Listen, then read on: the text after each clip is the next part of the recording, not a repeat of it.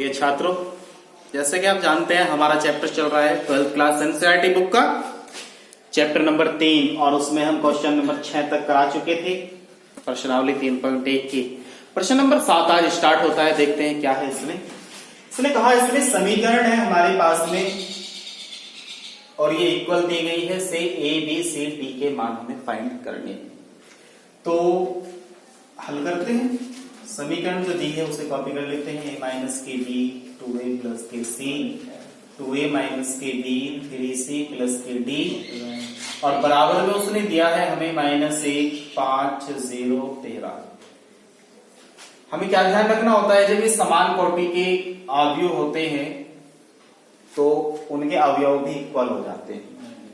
तो ये जो अवयव है हमारा ये 2/2 का है और ये अवयव भी 2/2 का है, यानी कि समान कोटि के अवयव है। तो इसका मतलब कंपेयर कर देंगे, इसकी तुलना करेंगे। तो तुलना करने पे क्या होगा कि ये इसके इक्वल हो जाएगा, इसका पहला अवयव इसके पहले अवयव के इक्वल हो जाएगा। तो a माइनस डी इक्वल हो जाएगा -1 और 2a प्लस के c इक्वल हो जाएगा 5 के और 2a माइनस बी इक्वल हो जाएगा किसके 0 के और 3c प्लस के डी इक्वल हो जाएगा किसके 13 के। ये हमारी समीकरण नंबर 1 बन गई, ये समीकरण नंबर 2, ये समीकरण नंबर 3 और ये समीकरण नंबर 4 हमारी बन चुकी है। अब हमें क्या काम करना है, हमें निकालना है ए बी सी डी के मान फाइंड करने हैं। तो हम क्या काम करते हैं, देखो ये वाली जो समीकरण है ए बी में है पहली वाली और जो तीसरी वाली है वो भी ए बी में है। तो इन दोनों समीकरणों को ही सोल्व करते हैं। सबसे पहले हम समीकरण फर्स्ट व थर्ड को देखते हैं।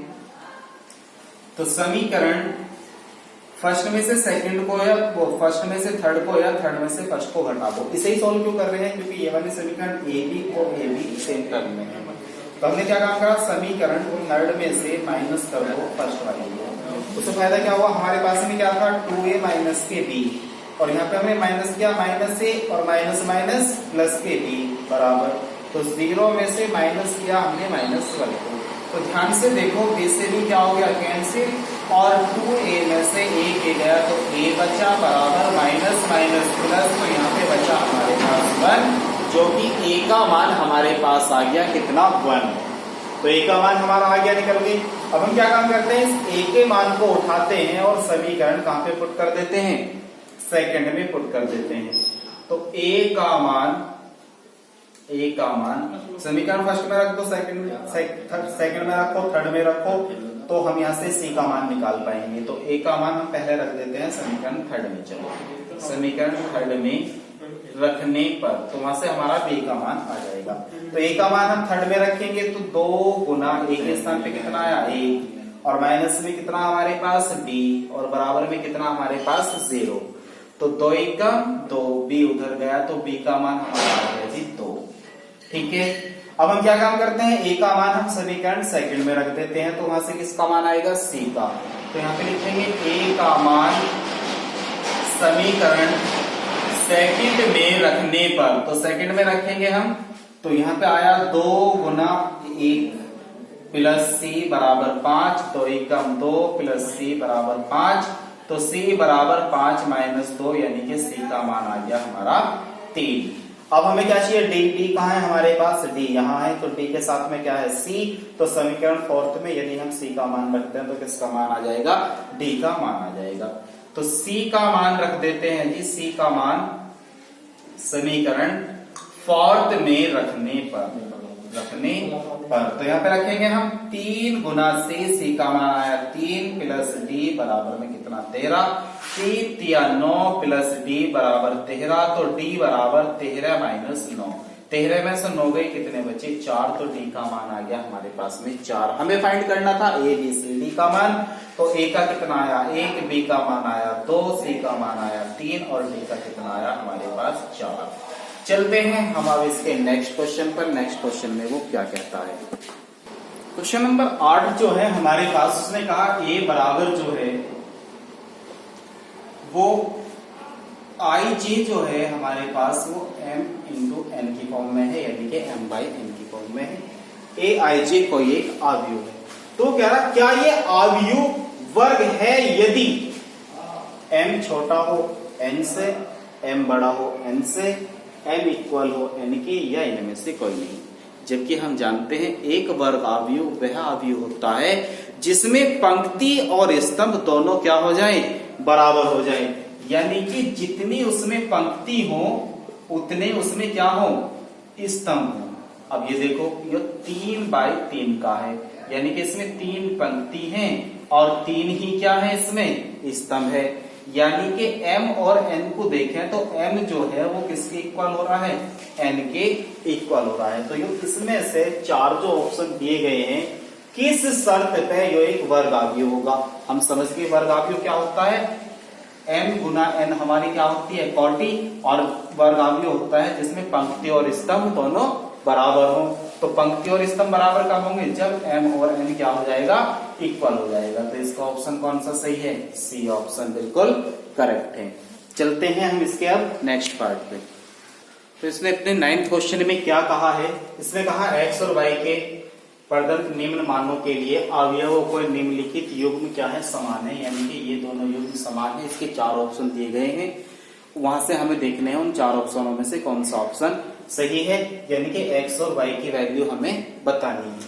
तो इसे हल कर लेते हैं, क्योंकि उसने कहा है प्रश्नानुसार ही चलते हैं। प्रश्नानुसार उसने कहा है ये दोनों जो युग्म है वो बराबर हैं। तो बराबर है तो बराबर रख देते हैं। 3x + 7 5y + 1 2 - के 3x बराबर है किसके, 0 y - के 2 8 और 4, ये दोनों बराबर हैं। चूंकि समान कोटि के अवयव हैं, क्योंकि ये वाला भी 2x2 का है, ये भी 2x2 का है, इसलिए इसकी हम क्या कर देते हैं, तुलना कर देते हैं। तुलना करने पर तो ये वाला जो इसका अवयव है ये इस अवयव के बराबर होगा। 3x + 7 जो है वो किसके इक्वल होगा, 0 के इक्वल होगा। तो यहाँ से 3x बराबर -7, यानी कि x बराबर आ जाता है -7/2।